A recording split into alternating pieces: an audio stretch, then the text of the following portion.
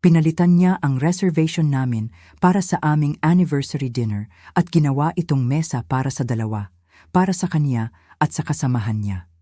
Naupo ako sa bar, humihigop ng champagne, pinagmamasdan siyang isinuot ang aking bracelet sa pulso ni Helena, tinatawag itong mana ng pamilya. Lumapit ako, kinawala ang clasp nito at ngumiti. Tama ka, sabi ko. Mana ito ng aking lola, kasama ng bahay na ngayon ay pinalayas ka na. Tumawa siya hanggang sa dumating ang security kasama ang asawa ni Helena. Iniwan ko silang dalawa kasama ang bill at isang restraining order.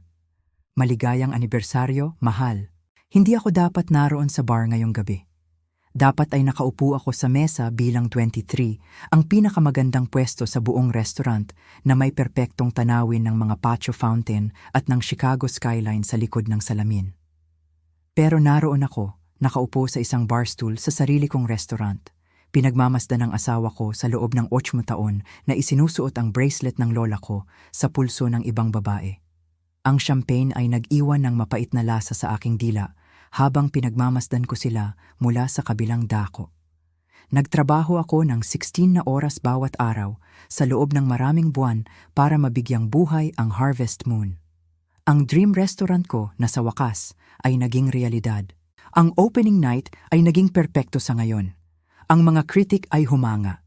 Punong-puno ang dining room at ang aking signature autumn squash risotto ay pawang papuri lamang ang natanggap. Ang lahat ay perpekto, maliban sa mesang hindi ko mapigilang titigan. Ayos ba ang lahat, chef? Si Marco, ang head bartender ko, ay muling pinuno ang flute ko ng Dom Perignon, ang parehong bote na inilaan ko para sa aming dalawa ni Andre ngayong gabi. Ika-8 anibersaryo namin. Nagpapahinga lang, pagsisinungaling ko, pinilit ang sarili ng ngumiti. Kontrolado ng kusina ang lahat. Bago natin simulan ang paglalakbay na ito ng pagtataksil at matamis na paghihiganti, nais kong magbigay ng sandali upang magpasalamat sa inyo sa pagsama sa akin sa mesa ngayong gabi. Maligayang pagdating po sa ating kung gusto ninyo pa ng mga kwento ng mga babaeng muling kumukuha ng kanilang kapangyarihan, matapos silang paglingkuran ng mundo ng sakit sa puso, isaalang-alang ang pag-subscribe. Ito ay ganap na libre at tumutulong sa ating komunidad ng mga nakaligtas at mga thrivers na lumakas. Ngayon, bumalik tayo. 30 minuto bago nito, tumakas ako sa kontroladong kaguluhan ng kusina upang mag-ayos bago dumating si Andre. May reservation kami ng Haute Alners, isang mesa para sa dalawa na personal kong inayos na may tasting menu na nagkukwento ng aming relasyon sa pamamagitan ng pagkain. 8 course para sa urkang taon. Inutusan ko pa nga ang pastry chef na kopyahin ang wedding cake namin para sa dessert. Nagding ang cellphone ko dahil sa isang text message habang naglalagay ako ng lipstick. Kailangan baguhin ang reservation para makasama ang colleague table for 2, pero dadalhin ko si Helena mula sa campaign office. Naiintindihan mo? Happy anniversary, babawi ako. Tinitigan ko ang mensaheng iyon sa loob ng isang buong minuto. Lumubog ang puso ko habang binabasa kong muli ang mga salitang iyon. Naiintindihan mo? Talaga ba? Hindi ito ang unang pagkakataon na inuna ni Andre ang kaniyang umuusbong na karera sa politika kaysa sa aming kasal. Ngunit ang magdala ng ibang babae sa aming anniversary dinner, ito ay bago. Tinawagan ko agad ang maitre d'. May pagbabago sa reservation ng asawa ko, kalmado kong sabi. Pakihanda ang mesa niya para sa dalawa, ngunit magdagdag ng isang baso ng pinakamahusay naming champagne sa bar. Iyon ay para sa akin. Napanood ko si Andre na tumawa sa sinabi ni Helena, ang kaniyang kamay ay matagal na nanatili sa braso nito. Si Helena ay lahat ng hindi ako, polished sa paraang handa para sa kampanya na may honey blonde hair na bumabagsak sa perpektong alon sa kaniyang balikat. Ang kaniyang pulang dress ay yumayakap sa mga curves na itinago ng aking chef's coat sa loob ng maraming taon. Hinila ko ang aking itim na dress ng walang kamalayan, ang binili ko lalo na para sa gabing ito. Pakiramdam ko ngayon ay parang isang afterthought sa sarili kong restaurant. 8 anibersaryo. Ang una, nag-camping kami sa Michigan nagmamahalan sa ilalim ng mga bituin pagkatapos ng hapunan ng hotdogs at beans. Ang ikalima, Paris, kung saan sinurpresa ako ni Andre ng cooking classes sa Le Cordon Bleu, ang push na kailangan ko upang tuluyan kong ituloy ang aking mga pangarap sa culinary. Noong nakaraang taon, nakalimutan niya ito ng lubusan. Umuwi ng hating gabi na may padalos-dalos na binili na gas station rose at mga ungol tungkol sa mga campaign meeting na tumagal. Hinawakan ko ang stem ng aking champagne flute, inaalala kung paano kami noon bago ang kampanya. Bago ang kaniyang mga ambisyon para sa State Senate ay kumonsumo ng lahat. Bago ako naging isang kahon na kailangan niyang check sa kaniyang landas patungo sa tagumpay sa politika. Supportive wife? Check. Small business owner? Check. All-American backstory? Check. Ang sommelier ay lumapit sa kanilang mesa, dala ang wine na pinili ko para sa amin, isang 2012 Burlo na una naming tinikman noong honeymoon namin sa Italia. Nagpapalabas si Andre, ipinapaliwanag ang wine kay Helena na para bang siya ang expert. Pinanood ko siyang umasa, nabighani sa anumang kwento na sinasabi niya. Pagkatapos ay nahuli ng ilaw ang isang bagay sa pulso ni Helena at biglang nanlamig ang buong katawan ko. Ang bracelet. Ang tennis bracelet ng lola ko. Delikadong mga diamante na nakalagay sa white gold na may kakaibang art deco clasp na hindi maaaring mapagkamalan ng iba. Isinuot ko ito sa araw ng kasal namin bilang aking something old. Ito ay nasa aming pamilya sa loob ng 3 henerasyon. Naalala ko ang araw na ipinakita ko ito kay Andre. Sinabi sa kaniya ang tungkol sa pagkasangla nito ng aking lola sa panahon ng kahirapan upang panatilihing buhay ang aming pamilya.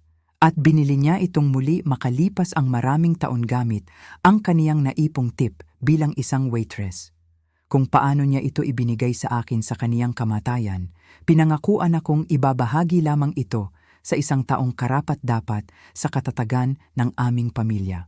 Nagpapalabas si Andre ngayon, malinaw na malalim sa isang anekdota ng kampanya. Nahuli ko ang mga fragment, family heirloom, at passed down for generations. Kinukuwento niya ang kwento ng aking pamilya, inaangkin ang aking kasaysayan bilang bahagi ng kaniyang naratibo. At tinitingnan ni Helena ang bracelet na iyon, pinapadaan ang kaniyang mga daliri sa mga diamante na dapat ay nasa pulso ko ngayong gabi. Ang aking gulat ay nagkristal sa isang bagay na mas matigas, mas malamig. Hindi lamang ito isang nakalimutang anibersaryo o isang karera na inuna kaysa sa kasal. Ito ay pagnanakaw ng aking mana, ng aking kasaysayan, ng aking dignidad. Marco, tahimik kong sabi, hindi inaalis ang tingin sa kanilang mesa. Maaari mo bang tawagan si Harrison mula sa security? Sabihin mong kailangan ko ng tulong sa sitwasyon sa loob ng mga 10 minuto. Siyempre, chef, ayos ba ang lahat? Magiging ayos, sagot ko. Inilapag ang aking champagne. Talagang magiging ayos. Habang bumababa ako sa stool, pinaplantsa ang aking dress. Napansin ko ang isa pang lalaki na nakaupo sa kabilang dulo ng bar. Patuloy siyang sumusulyap patungo sa mesa ni Andre, nagdidilim ang kaniyang ekspresyon sa bawat tingin. May singsing sa kasal na kumikinang sa ilalim ng ilaw. Nag-uugnay ang kaniyang pagkabahala sa akin. Tiningnan ko ang hostess stand. Sinuri ang reservation system. Nandoon ito, Helena Montgomery. Mabilis na social media search ang nagkumpirma sa aking hinala. Ang lalaki sa bar ay si Simon Montgomery, ang asawa ni Helena. Ang reservation ay orihinal na nasa pangalan niya bago ito pinalitan ni Andre. Isang kalmadong kalinawan ang bumalot sa akin habang ang mga piraso ay nagkakasama. Ang pagtataksil ay mas kalkulado pa kaysa sa naisip ko noong una. Sa kusina, ang timing ay ang lahat. Ang perpektong sandali upang alisin ang isang steak mula sa init, upang idagdag ang huling panimpla, upang iharap ang dish. Ang komprontasyong ito ay nangangailangan ng parehong presisyon. Habang papalapit ako, hindi pa rin ako napapansin ni Andre. Masyado siyang abala sa anumang kasinungalingan na kaniyang iniikot. Ang isang kamay ay ngayon ay tinatakpan ang kay Helena. Ang mga diamante ng bracelet ng aking lola ay nahuhuli ang ilaw sa pagitan ng kanilang magkakabit na mga daliri. 3 hakbang ang layo at sa wakas ay nahuli ko ang kaniyang mata. Sa loob lamang ng 1 segundo, nakita ko ang takot na kumislap sa kaniyang mukha bago siya nagtimpi, inilagay ang ngiting handa para sa kampanya na kinasusuklaman ko. "Mila, narito ka pala?" sabi niya ng masyadong malakas. "Kinukwentuhan ko lang si Helena tungkol sa restaurant mo. Sumali ka." Sa sandaling iyon, tinitingnan ang aking asawa, nagpapanggap na walang mali, habang ang ibang babae ay suot ang mana ng aking pamilya sa kaniyang pulso. May isang bagay sa loob ko ang tumigas, naging parang diamante na determinasyon. 8 taon ng kompromiso, ng pag-atras upang siya ay sumulong, ng paglunok sa pagkabigo. Magtatapos ang lahat ngayong gabi. Ngumiti ako, pakiramdam ko ay mas makapangyarihan ako sa bawat hakbang patungo sa kanilang mesa. Oh, hindi ko ito papalampasin, mahal. Maligayang anibersaryo talaga sa atin. Tila bumagal ang oras habang papalapit ako sa kanilang mesa. Ang bawat hakbang ay nagdadala sa akin ng mas malapit sa isang komprontasyon na hindi ko kailanman naisip na mangyayari sa dapat sana ay isa sa pinakamasayang gabi ng aking buhay. Ang bracelet ay una palang pag-aari ng aking great-grandmother na si Josefina, isang regalo sa kasal mula sa kaniyang asawa bago ito umalis para sa ikalawang digmaang pandaigdig. Nang hindi na siya bumalik, ang bracelet na iyon ang naging kaniyang buhay. Ibinebenta niya ang isang diamante sa bawat pagkakataon upang pakainin ang kaniyang mga anak sa panahong iyon, pinapalitan ang bawat bato habang bumubuo siya ng isang maliit na negosyo sa paggawa ng damit. Pagdating nito sa aking lola, si Elena, ang bawat diamante ay nakamit ng 2 beses. Sabi ni Mom, ang bracelet na iyon ay nagtataglay ng katatagan ng aming pamilya. "Diamond hard, diamond bright," ibubulong niya. Naalala ko na nakaupo ako sa vanity ng aking lola noong bata pa ako. Pinapanood siyang ikabit ang bracelet na iyon bago pumunta sa kaniyang night shift. Nagtrabaho si Elena bilang isang waitress sa Callahan's Diner sa loob ng 37 na taon. "Bakit hindi mo ibenta?" Minsan ay tanong ko sa kanya sa isang partikular na sandali ng kahirapan. "Maaari tayong magkaroon ng bagong kotse." Hinawakan ni Elena ang mukha ko.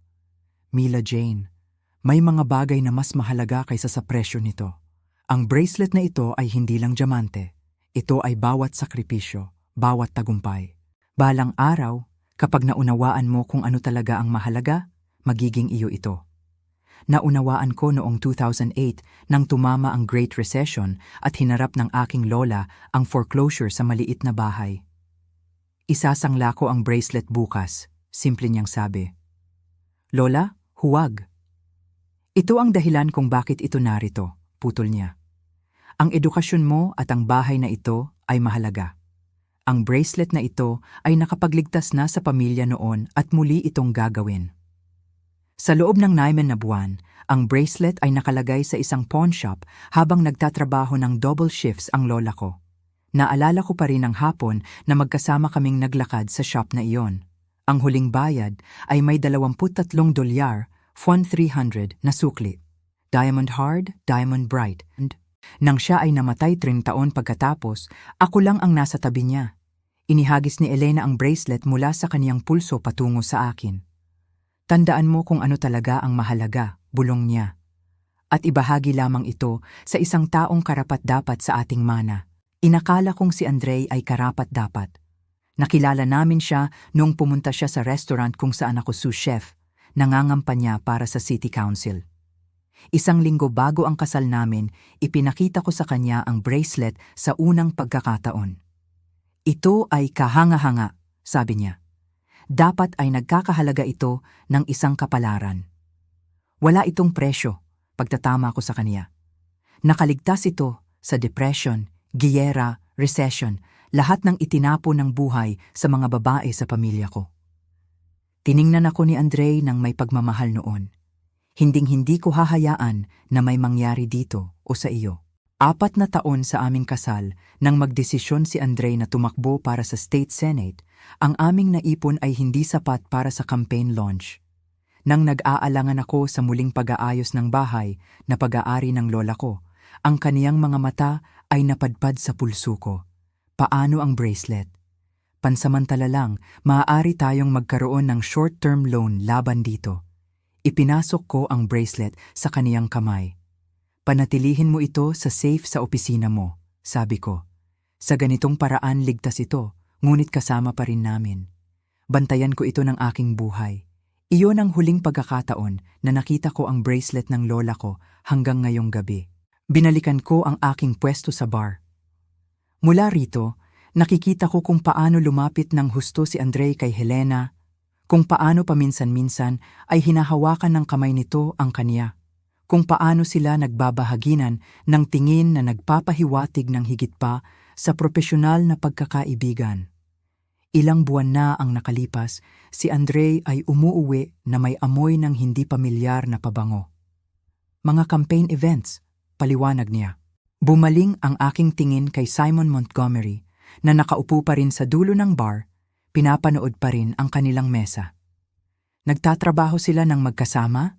Tanong niya ng tahimik, sumisinyas gamit ang kaniyang baso. Tumango ako. Siya ang kaniyang campaign manager. Nakakatawa, sabi niya, ang kaniyang boses ay mapait.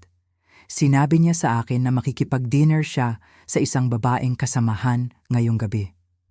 Ako si Mila, sabi ko, iniabot ang aking kamay. Ito ang restaurant ko.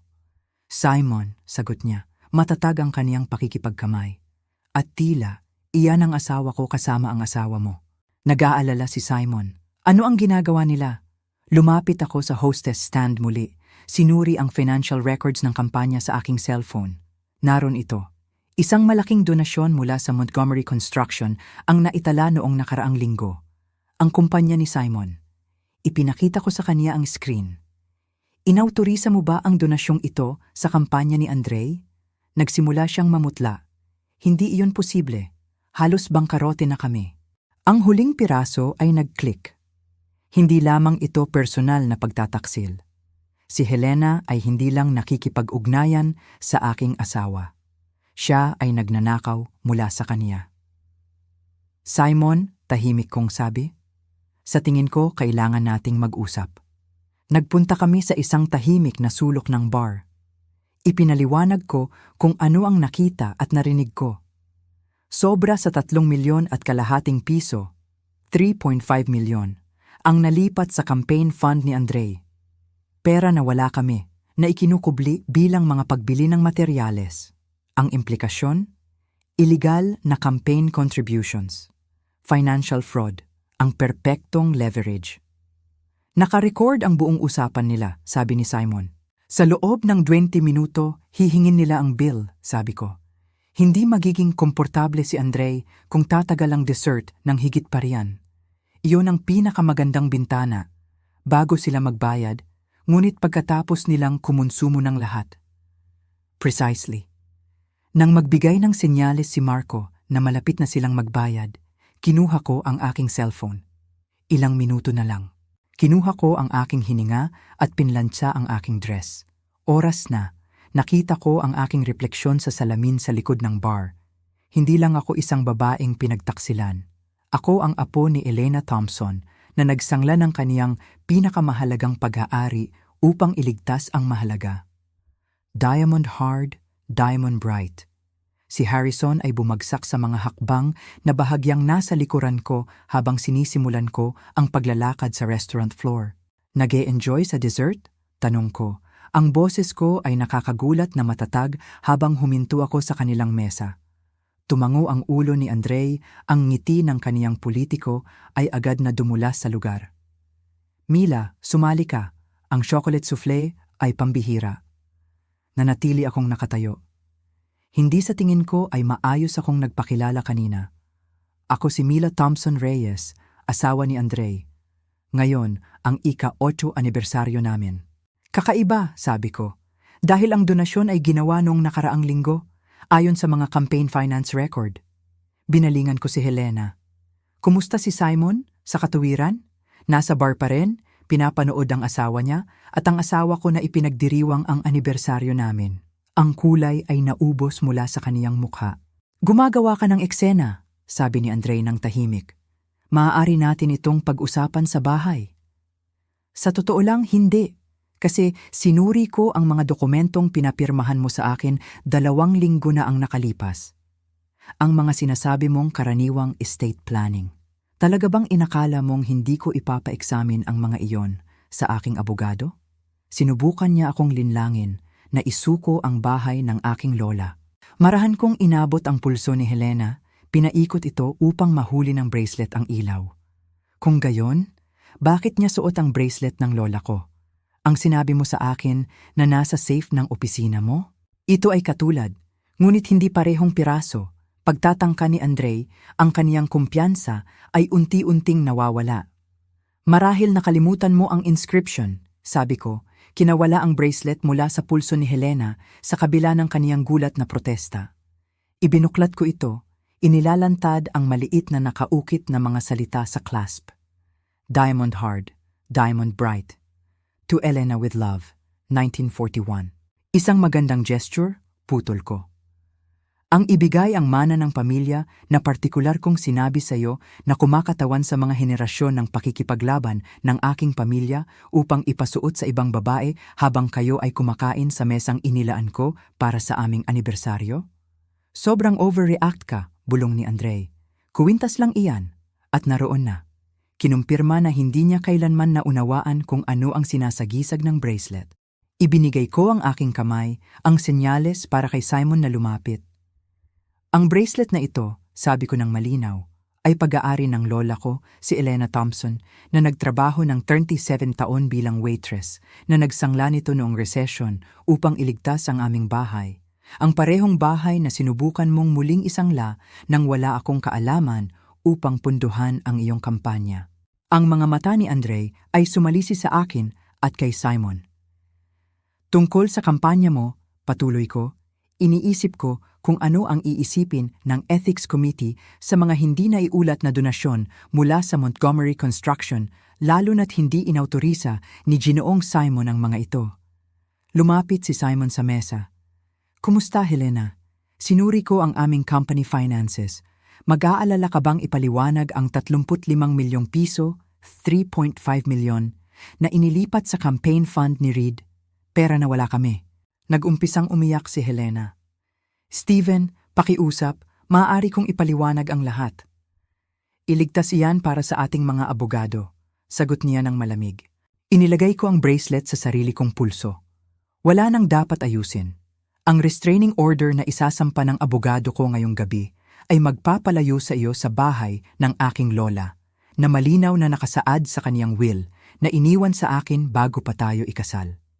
Ang prenup na iginiit mo ay gumagana sa 2 paraan, Andre. Nagtaas ako ng baso ng champagne. Sa mga bagong simula, sabi ko, maligayang anibersaryo, mahal. Ibinaba ko ang baso nang hindi umiinom at bumaling kay Harrison.